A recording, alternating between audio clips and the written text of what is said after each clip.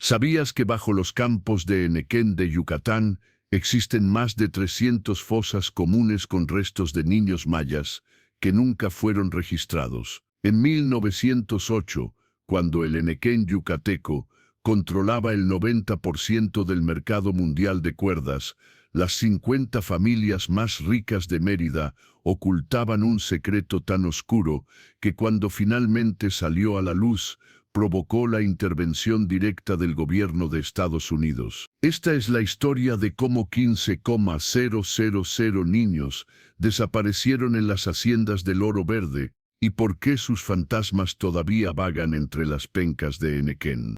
Pero antes de sumergirte en esta historia de esclavitud infantil, que fue borrada de los libros de historia durante más de un siglo, necesito pedirte un favor. Si te gustan las historias de misterio y terror basadas en hechos reales que han sido ocultados por las élites, suscríbete a nuestro canal y activa la campanita para no perderte ninguno de nuestros relatos. Dale like a este video si te está intrigando y comenta de qué ciudad y país nos estás escuchando. Nos encanta saber que tenemos oyentes valientes alrededor del mundo que se atreven a conocer la verdad detrás del supuesto progreso del porfiriato.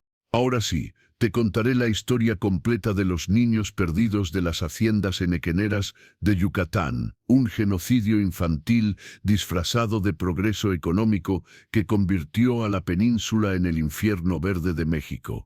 Para entender la magnitud del horror que ocurrió en Yucatán, debemos comenzar en 1880, cuando el enequén, esa planta de hojas espinosas, también conocida como sisal, se convirtió en el oro verde de México. La revolución industrial en Estados Unidos y Europa había creado una demanda insaciable de cuerdas y sogas para la marina, la agricultura y la industria. Y Yucatán tenía el monopolio mundial de la mejor fibra para producirlas.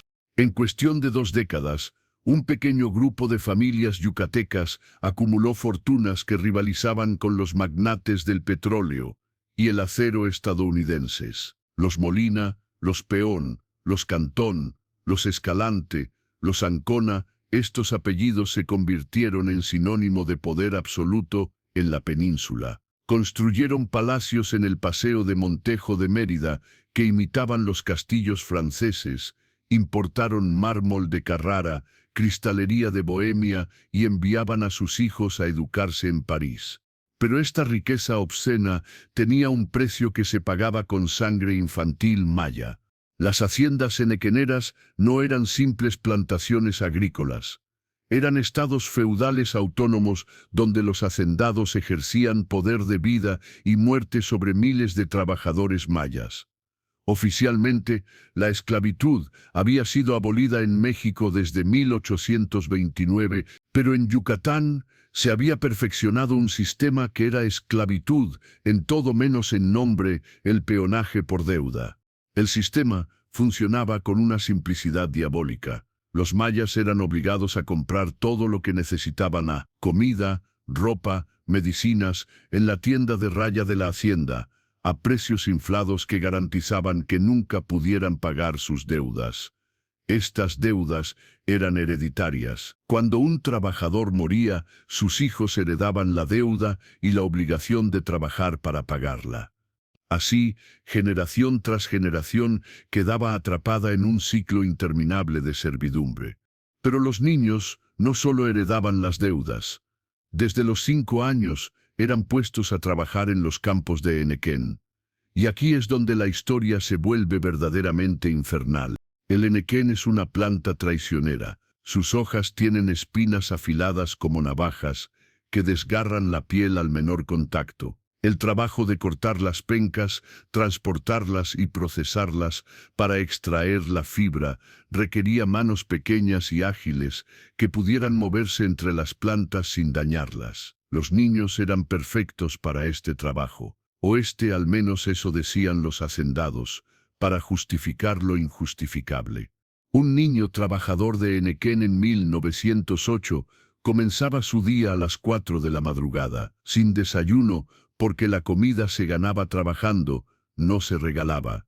Caminaban descalzos hasta los campos, donde las espinas del henequén y los alacranes eran peligros constantes. Su cuota diaria era cortar y limpiar 2,000 pencas. Un adulto experimentado podía hacerlo en 12 horas. Un niño necesitaba 16, o 6, a veces 18 horas. Las manos de estos niños eran un mapa de cicatrices. Las espinas del henequén contienen una toxina que causa inflamación y dolor intenso. Después de semanas de trabajo, las manos se deformaban permanentemente. Los dedos se torcían en ángulos antinaturales. Los hacendados llamaban a esto manos de henequenero y lo consideraban una marca de un buen trabajador. Pero el trabajo en los campos era solo parte del horror. El verdadero infierno estaba en las desfibradoras, las máquinas que separaban la fibra de la pulpa de las hojas. Estas máquinas, importadas de Estados Unidos, eran devoradoras de niños. Sin protección alguna, los pequeños alimentaban las máquinas con pencas, mientras las cuchillas giratorias destrozaban el material vegetal. Un momento de distracción, un movimiento en falso, y la máquina atrapaba una mano, un brazo, a veces al niño entero. Los accidentes eran tan comunes que las haciendas tenían fosas comunes especiales para los accidentes de máquina. No se llevaban registros, no se notificaba a las familias. El niño simplemente desaparecía y otro tomaba su lugar. Como escribió un capataz en su diario, las máquinas comen 1 o 2 a la semana.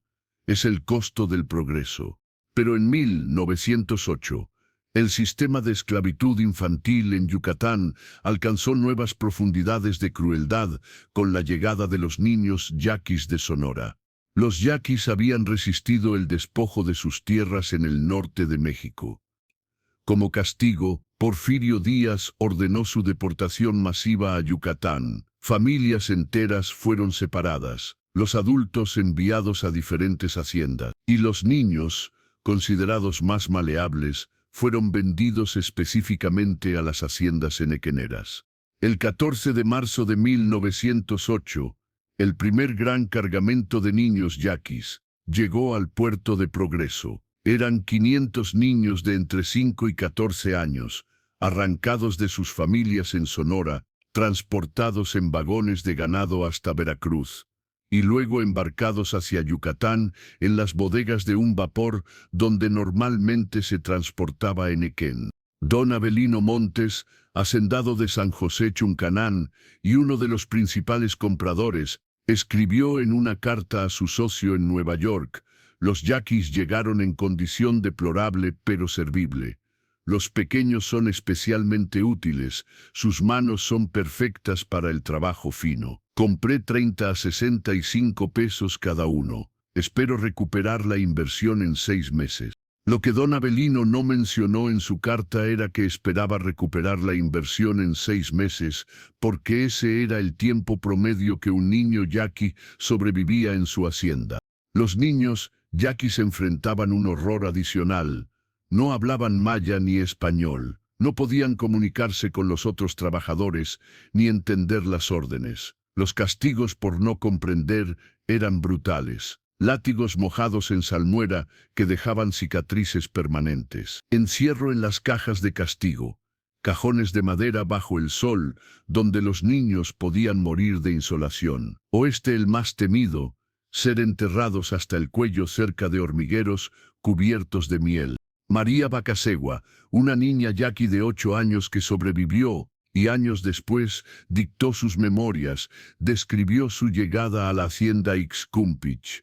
Nos pusieron en fila, y los hombres blancos nos examinaron como ganado, abrían nuestras bocas para ver nuestros dientes, palpaban nuestros brazos para sentir los músculos. A los más pequeños los separaron para trabajo especial. Nunca volvimos a verlos. Por las noches escuchábamos sus gritos desde la casa grande, pero aprendimos a no preguntar.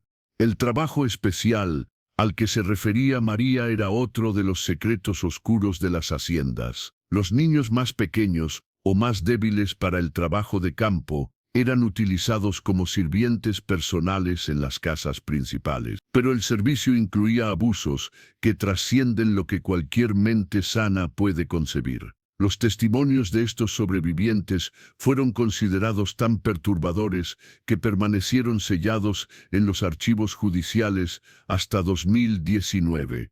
Entre los hacendados había una competencia macabra por quién podía extraer más producción con menos inversión. Peón, dueño de 5 haciendas y considerado uno de los hombres más ricos de México, desarrolló lo que llamaba el sistema científico de aprovechamiento integral del recurso humano.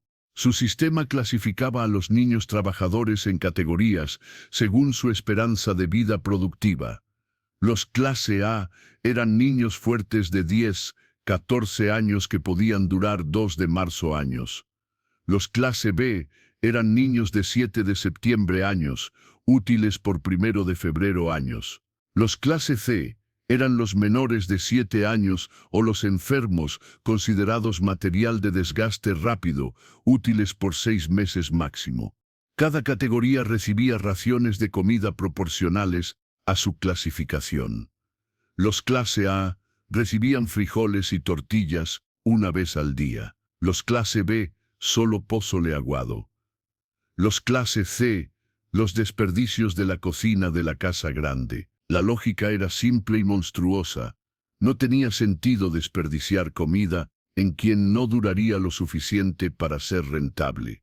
Este sistema fue tan exitoso que Peón lo presentó en un congreso de agricultores en La Habana en 1908, donde fue recibido con aplausos por hacendados de Cuba y Brasil que buscaban formas de maximizar la productividad de sus propios trabajadores infantiles. Pero no todos en Yucatán estaban ciegos a estos horrores. Había voces disidentes, aunque pocas y acalladas. Una de ellas era Elvia Carrillo Puerto, quien años después se convertiría en una líder feminista y revolucionaria. En 1908, siendo una joven maestra en Motul, Elvia comenzó a documentar secretamente las condiciones de los niños en las haciendas cercanas.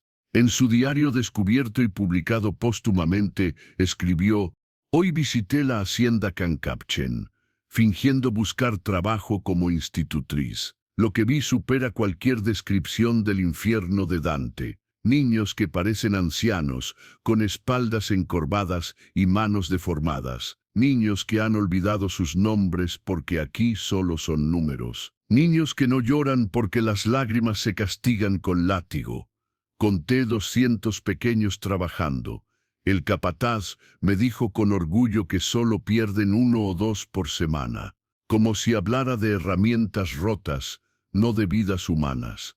Elvia intentó denunciar lo que había visto a las autoridades en Mérida. La respuesta fue una advertencia clara: si valoraba su vida, olvidaría lo que había visto. Su escuela fue cerrada poco después, bajo cargos fabricados de enseñanzas subversivas. Pero el silencio sobre los horrores de las haciendas enequeneras comenzó a romperse desde un lugar inesperado: Estados Unidos.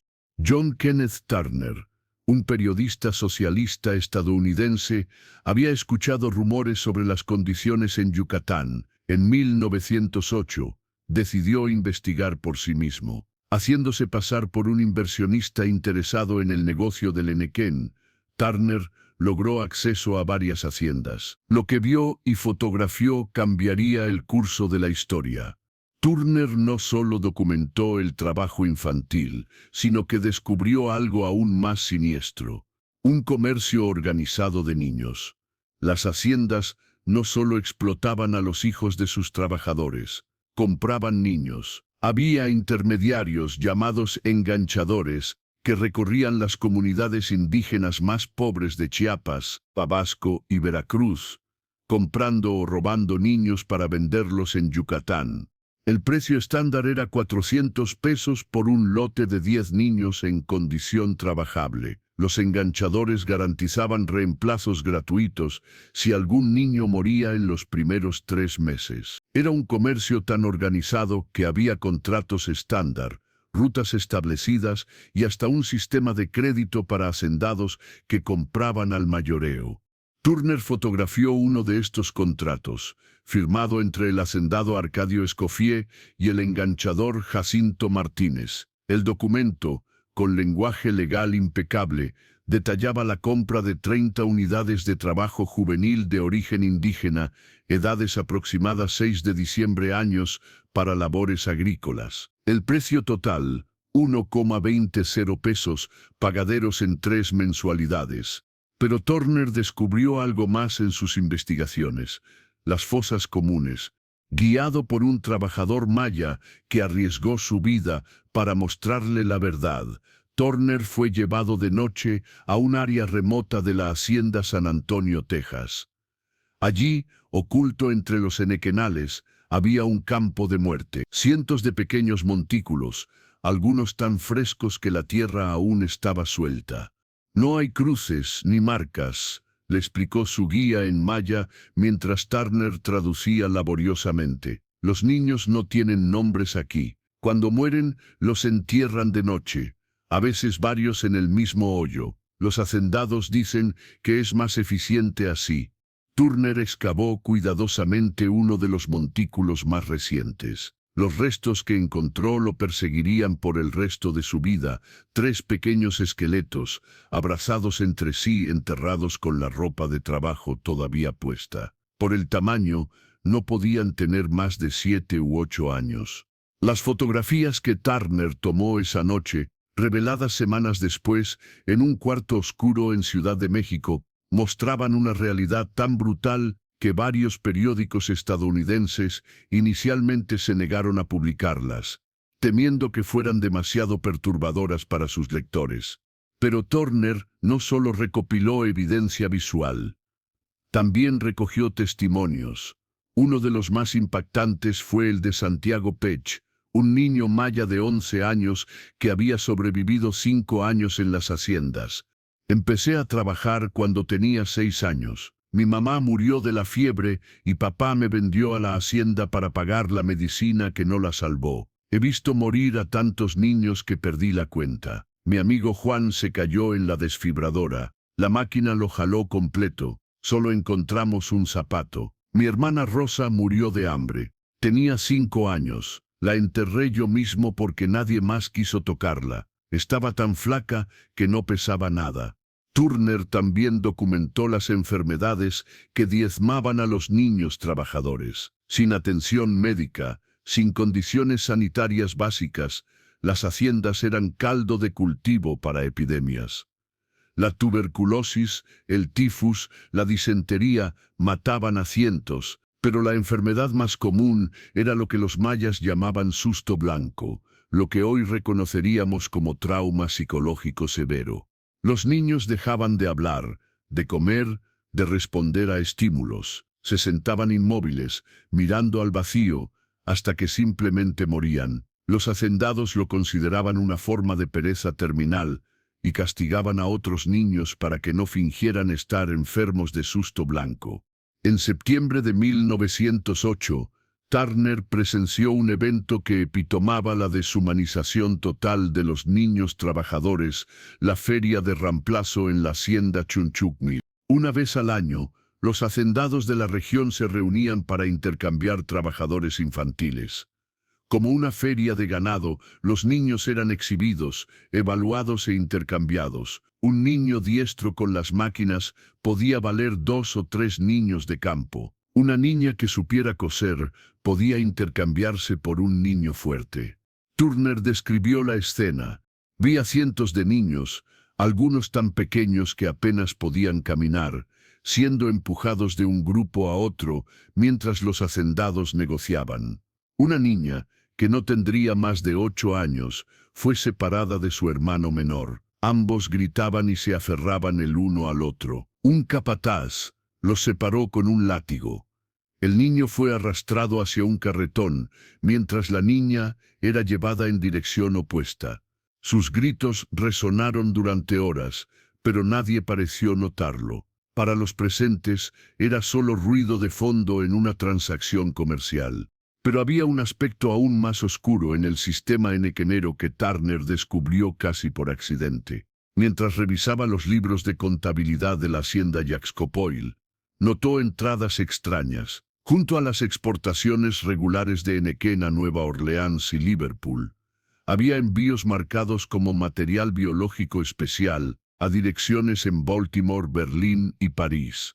Investigando más, Turner descubrió que algunos hacendados habían encontrado una fuente adicional de ingresos, vendían los cuerpos de los niños muertos a instituciones médicas y universidades en el extranjero. Los pequeños cadáveres, preservados en formol, eran enviados como especímenes anatómicos para estudio científico.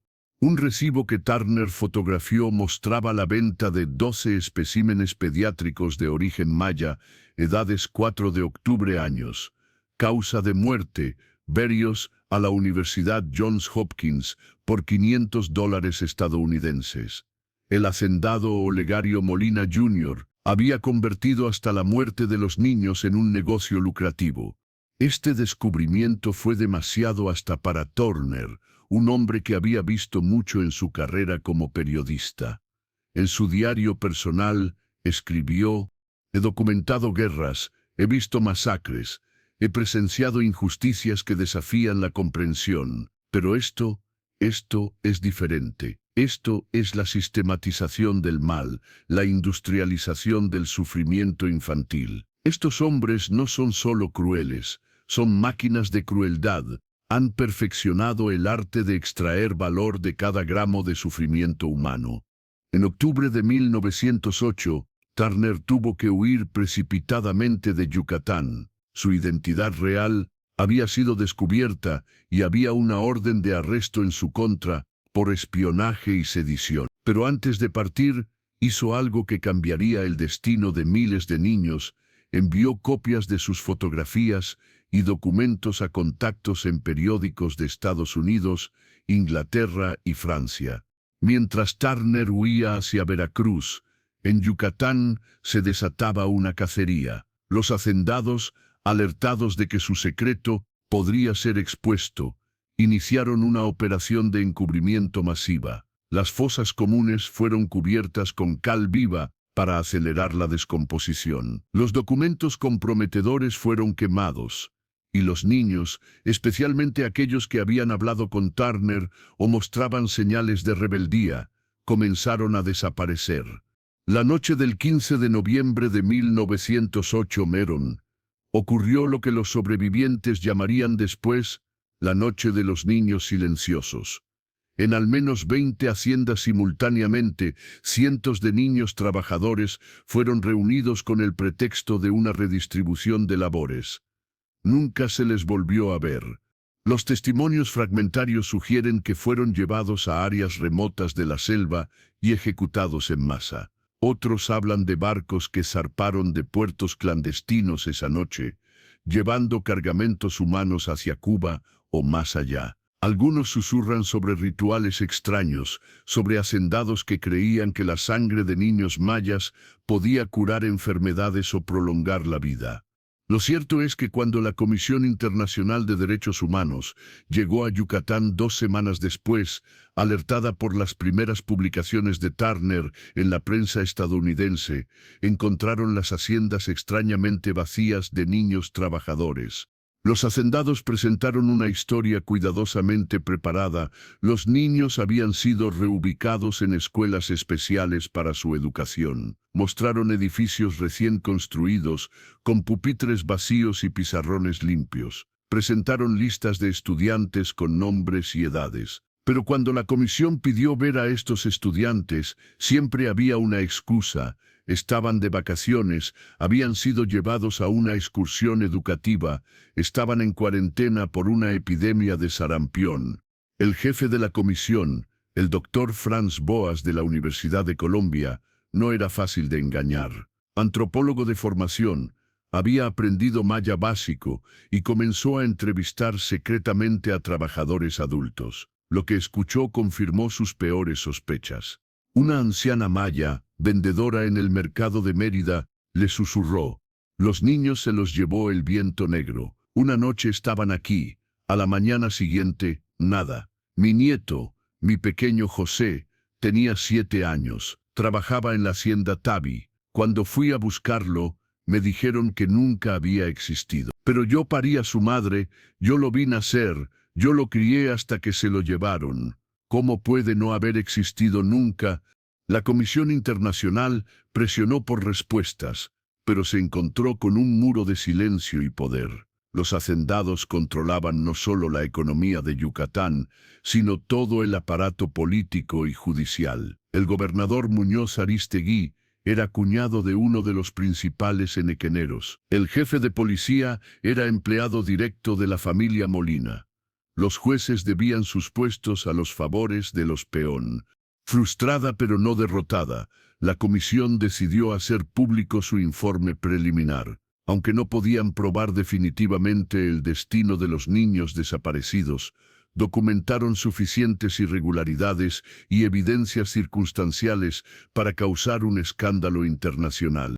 El informe, publicado simultáneamente en Nueva York, Londres y París el 15 de diciembre de 1908, causó una tormenta política. Los importadores estadounidenses de Enequén, preocupados por la mala publicidad, comenzaron a presionar por reformas. El gobierno británico, que compraba Enequén para su marina, amenazó con buscar proveedores alternativos.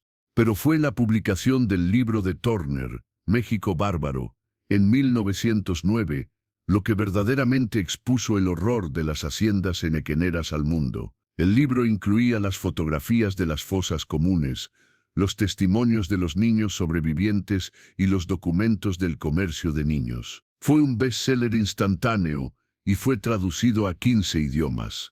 En Yucatán, la reacción fue violenta. Turner fue declarado enemigo del Estado mexicano. Se ofreció una recompensa de 50,000 pesos de oro por su captura, vivo o muerto. Cualquiera encontrado con una copia de México Bárbaro enfrentaba prisión inmediata. Pero el daño estaba hecho. La verdad sobre los niños esclavos del Enequén había sido expuesta. Y aunque los hacendados lograron mantener su poder por algunos años más, las semillas de su destrucción habían sido sembradas. La Revolución Mexicana llegó a Yucatán en 1915, con el general Salvador Alvarado al frente de 7,000 soldados constitucionalistas. Una de sus primeras acciones fue liberar a los trabajadores de las haciendas, incluyendo a los niños que aún sobrevivían. Lo que encontraron superó incluso las descripciones de Turner. En la hacienda San Bernardino descubrieron un sótano donde 30 niños habían sido encerrados y olvidados durante la confusión de la llegada de las tropas revolucionarias. Habían sobrevivido una semana bebiendo su propia orina y comiéndose el cuero de sus huaraches. Solo 12 seguían vivos cuando los encontraron. En Desoyolá encontraron lo que los soldados describieron como un museo del horror, una colección de látigos de diferentes tamaños, clasificados por edades. Látigos pequeños para niños de 5 de julio años, medianos para 8 de octubre, nepente, y los más grandes para preadolescentes. Cada uno tenía un nombre grabado, no del niño que lo recibiría, sino del capataz que lo usaba, como si fueran herramientas personales de tortura.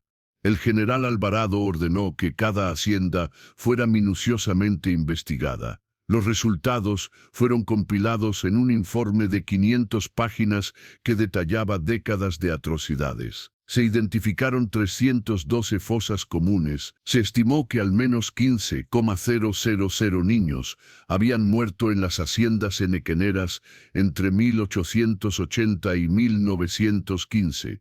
Pero quizás el descubrimiento más perturbador fue el archivo fotográfico encontrado en la hacienda Quistepen, propiedad de la familia Cámara. Contenía cientos de fotografías tomadas a lo largo de 30 años, documentando lo que los hacendados llamaban el progreso del sistema enequenero.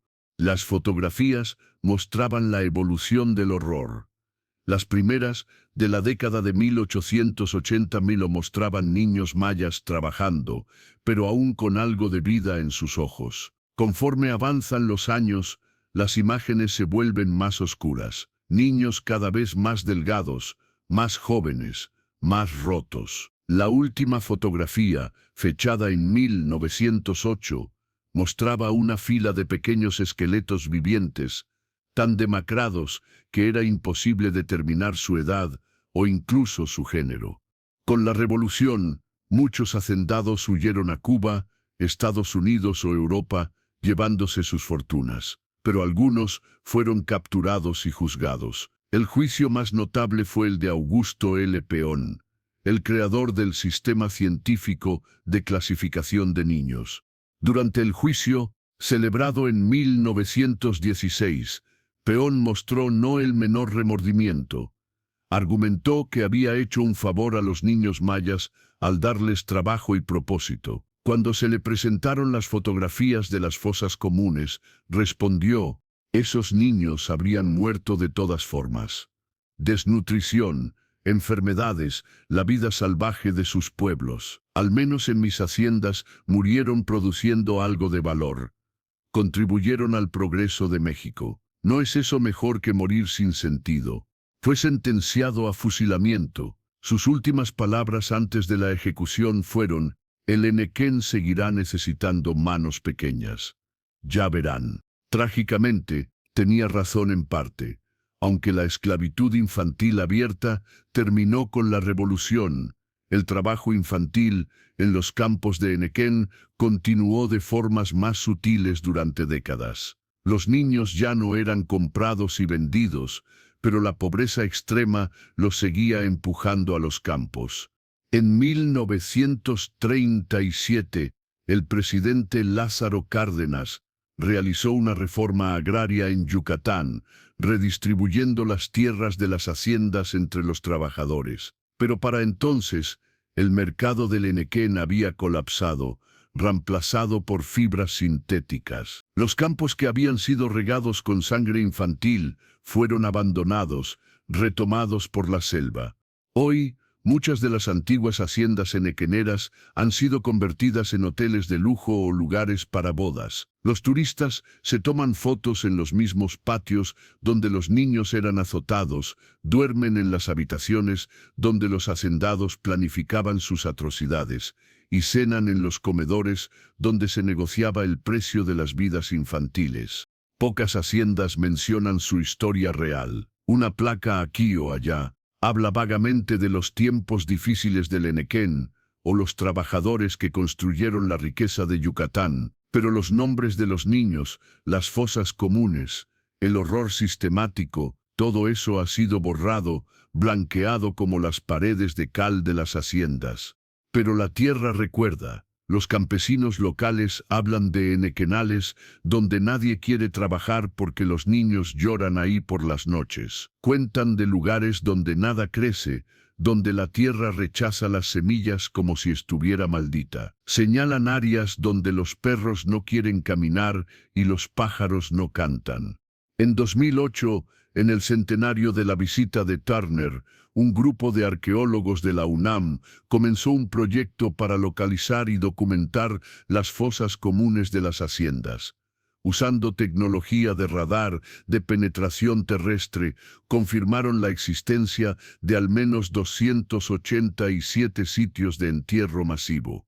En uno de estos sitios, cerca de la antigua hacienda Yaxcopoil, hicieron un descubrimiento que estremeció a la comunidad académica. Una fosa contenía los restos de aproximadamente 200 niños, todos enterrados al mismo tiempo. El análisis forense sugirió que todos habían muerto el mismo día, probablemente envenenados. La datación por carbono confirmó la fecha, noviembre de 1908, coincidiendo exactamente con la noche de los niños silenciosos. Entre los restos, los arqueólogos encontraron pequeños objetos personales que de alguna manera habían sobrevivido: un trompo de madera, una muñeca de trapo, un collar de semillas, una canica de barro, objetos que humanizaban a las víctimas, recordando que no eran solo estadísticas, sino niños que alguna vez jugaron, rieron, soñaron. La doctora Ana María Pacheco, quien lideró la excavación, escribió en su informe: cada pequeño esqueleto cuenta una historia de sufrimiento, fracturas mal sanadas, señales de desnutrición crónica, deformidades por trabajo excesivo. Pero lo más perturbador son los objetos personales. Nos recuerdan que estos niños se aferraron a fragmentos de infancia hasta el final, que en medio del horror industrial trataron de seguir siendo niños. El descubrimiento renovó el debate sobre la memoria histórica en Yucatán. Activistas demandaron que las haciendas turísticas reconocieran su pasado, que se erigieran memoriales, que se educara a las nuevas generaciones sobre lo que realmente significó la era del Enequén. La respuesta fue mixta. Algunas haciendas, como San Pedro Ochil, crearon pequeños museos que mencionan las difíciles condiciones laborales del pasado. Pero otras se negaron rotundamente, argumentando que remover el pasado ahuyentaría el turismo, la nueva fuente de riqueza de Yucatán. En 2019, el Gobierno de México, como parte de sus esfuerzos de reconciliación histórica, desclasificó miles de documentos relacionados con las haciendas enequeneras. Entre ellos estaban los archivos completos del Gobierno de Yucatán de 19001915 que habían sido sellados por razones de seguridad nacional. Los documentos revelaron la complicidad total del gobierno en el sistema de esclavitud infantil, contratos oficiales para el transporte de niños yaquis, órdenes de arresto para padres que intentaban recuperar a sus hijos vendidos, incluso un manual oficial sobre el manejo eficiente de trabajadores menores en la industria enequenera. Pero el documento más impactante fue un censo secreto de 1909, realizado después de la visita de la Comisión Internacional. El censo, nunca publicado, contabilizaba 8,743 niños trabajadores en las haciendas de Yucatán. Un año después, un segundo censo mostraba solo 2,350 y más de 6,000 niños habían desaparecido en un año, sin explicación oficial. El margen del documento tenía una anotación a mano del gobernador Muñoz Aristegui: problema resuelto, no requiere más acción. Entre los documentos desclasificados también había correspondencia internacional que mostraba que el horror de Yucatán no era desconocido para el mundo. Cartas de diplomáticos estadounidenses, británicos y alemanes describían las condiciones en las haciendas con detalle, pero recomendaban no intervenir para no afectar el suministro de Enequén. Una carta del cónsul estadounidense en Mérida, fechada en julio de 1908, era particularmente reveladora. Las condiciones de los niños trabajadores son deplorables, pero el Enequén es vital para nuestra industria agrícola. Recomiendo expresar preocupación pública mientras mantenemos el apoyo privado al sistema actual. Los intereses comerciales de Estados Unidos deben prevalecer sobre consideraciones sentimentales. Esta revelación causó un escándalo diplomático menor. El gobierno de Estados Unidos se vio forzado a emitir una disculpa formal por su complicidad pasiva en el sistema de esclavitud infantil de Yucatán. Pero las revelaciones más personales vinieron de un lugar inesperado: los descendientes de los hacendados. En 2020, María Elena Molina Solís, bisnieta de Olegario Molina, el más poderoso de los enequeneros, publicó las memorias privadas de su bisabuelo que había encontrado en una caja fuerte familiar. Las memorias, tituladas Mi Verdad, eran una confesión póstuma donde Molina admitía y trataba de justificar sus crímenes. «Sé que la historia me juzgará duramente», escribió Molina, «pero quiero que mis descendientes entiendan que vivíamos en otros tiempos. Los niños mayas no eran considerados completamente humanos. La ciencia de la época, la religión, la sociedad, todo nos decía que estábamos haciendo lo correcto, civilizando a los salvajes, dándoles propósito». Pero incluso en su intento de justificación, Molina revelaba detalles escalofriantes. Recuerdo la primera vez que vi morir a un niño en mis campos. Tendría yo 25 años. El pequeño, no más de 6 enei, cayó exhausto y no se levantó. El capataz lo golpeó pero no respondió. Lo arrastraron a un lado y siguieron trabajando. Sentí algo. No sé si era lástima o molestia por perder una herramienta. Decidí que era lo segundo. Era más fácil así. La publicación de estas memorias dividió a la sociedad yucateca. Algunos argumentaban que humanizaban a los perpetradores, otros que era necesario entender la mentalidad que permitió tales atrocidades. Los descendientes de las víctimas demandaron que todos los archivos privados de las familias enequeneras fueran abiertos al público. Algunas familias accedieron. Los archivos de la familia Peón, abiertos en 2021, que tenían fotografías nunca antes vistas, incluyendo imágenes de la infame Feria de Reemplazo de 1908 que Turner había descrito. Ver las fotografías, niños siendo exhibidos como ganado, sus rostros vacíos de esperanza, causó un impacto que las palabras nunca podrían lograr. Pero no todas las revelaciones vinieron de archivos polvorientos. Algunos sobrevivientes, inspirados por el nuevo interés en su historia, comenzaron a hablar. En 2021, a los 121 años, don Santiago Pech, el mismo niño que había mostrado sus cicatrices a la Comisión Internacional en 1908, dio su última entrevista. Ciego y frágil, pero con la mente clara, habló durante 3 horas sobre su vida en las haciendas. La gente me pregunta cómo sobreviví. No lo sé. Tal vez era muy terco para morir. Tal vez los dioses mayas me protegieron, o tal vez necesitaban que alguien quedara para contar la historia. Vi morir a cientos de niños, aprendí sus nombres, aunque los patrones decían que no teníamos nombres. José que cantaba, María que sabía curar con hierbas, Pedro que podía hacer reír a todos incluso en el infierno, todos muertos antes de crecer. Don Santiago murió 3 días después de la entrevista. En su funeral, cientos de personas se reunieron, incluyendo descendientes de hacendados que vinieron a pedir perdón. Fue un momento de reconciliación parcial, aunque muchos argumentaron que el perdón no podía venir de los vivos, sino de los miles que no sobrevivieron para contarlo. La búsqueda de justicia histórica continuó con demandas legales. En 2022, un grupo de descendientes de víctimas, apoyados por organizaciones de derechos humanos, demandaron a las corporaciones que se habían beneficiado del Enequén producido con trabajo infantil esclavo. Empresas como International Harvester, ahora parte de CNH Industrial, habían sido los principales compradores del Enequén yucateco. El caso, aún en litigio, busca no solo compensación financiera, sino reconocimiento oficial de complicidad en crímenes contra la humanidad. Ha establecido precedentes legales sobre la responsabilidad corporativa por crímenes históricos.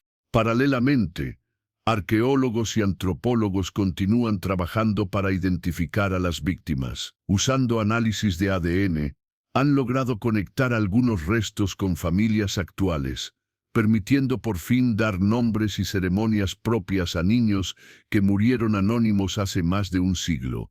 En 2023, se inauguró el Memorial de los Niños del Enequén en el sitio de la antigua Hacienda San Juan, donde se encontró la fosa común más grande. El memorial, diseñado por el arquitecto maya Jorge Tetz, descendiente de sobrevivientes, es una espiral descendente de 15,000 pequeñas placas de metal, una por cada niño estimado muerto, que culmina en un espacio de reflexión subterráneo.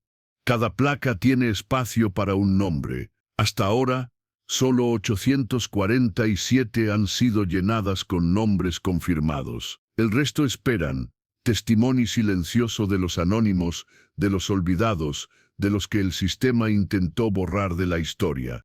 El memorial se ha convertido en lugar de peregrinación, Cada 2 de noviembre, Día de Muertos, miles de personas vienen a dejar ofrendas, juguetes, dulces, flores, las cosas que estos niños nunca pudieron disfrutar en vida. Por una noche, el memorial se llena de vida, música, color, como si los niños finalmente pudieran tener la infancia que les fue robada.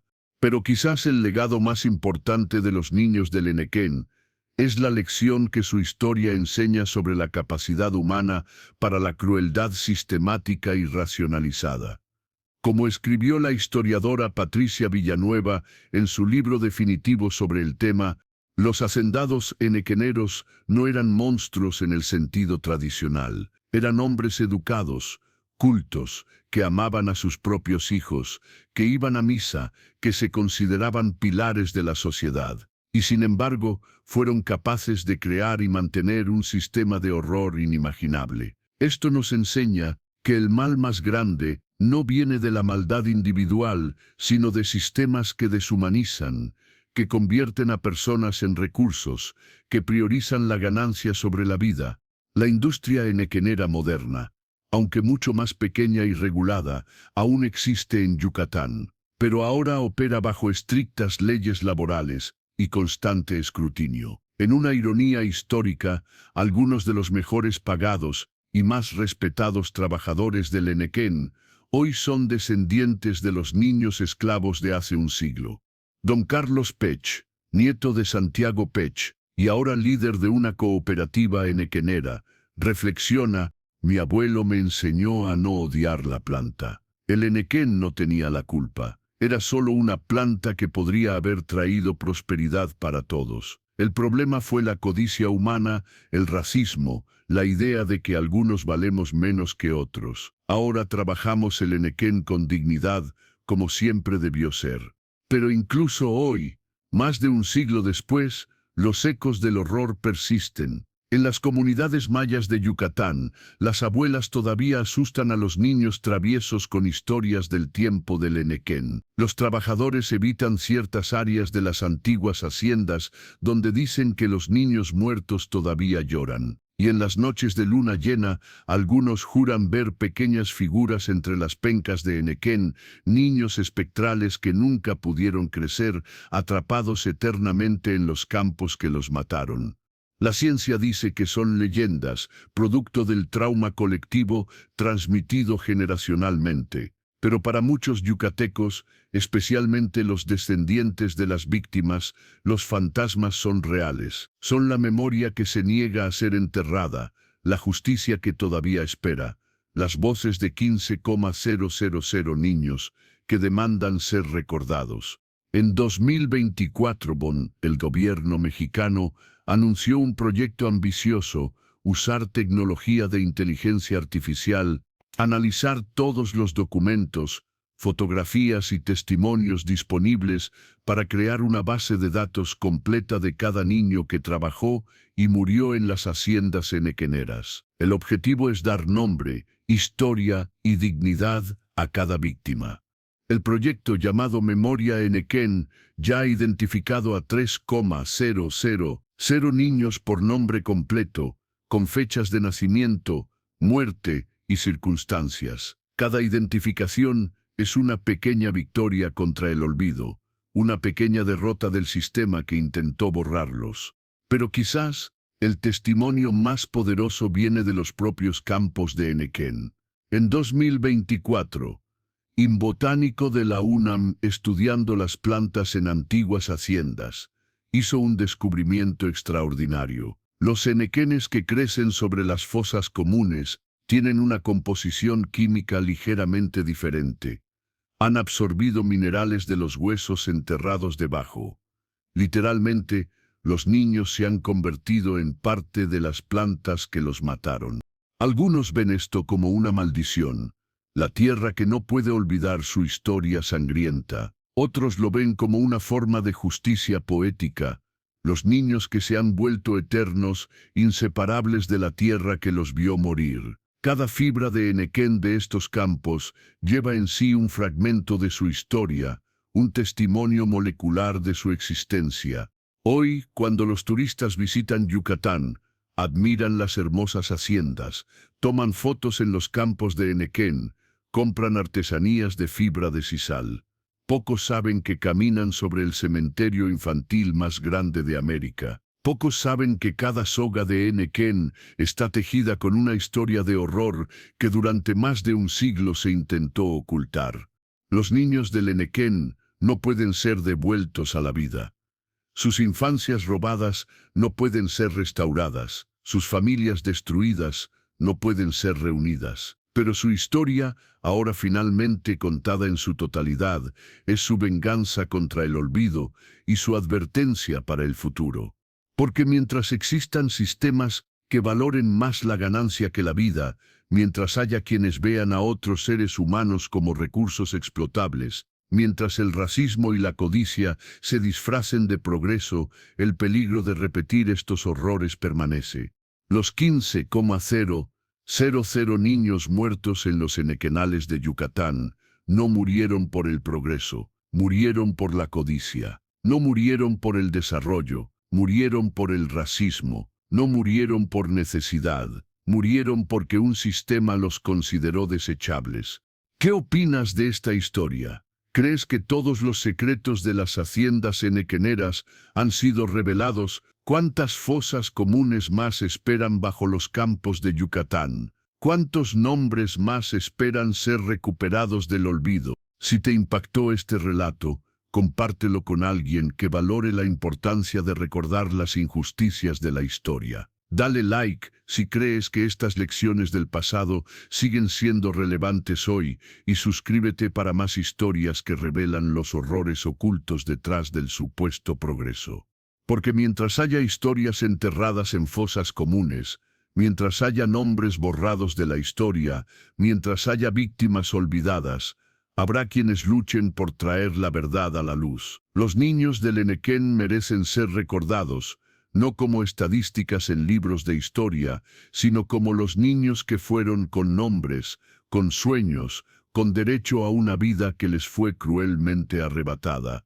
Nos vemos en el próximo video, donde continuaremos desenterrando las verdades que algunos preferirían mantener enterradas, porque la memoria es justicia y el olvido es complicidad.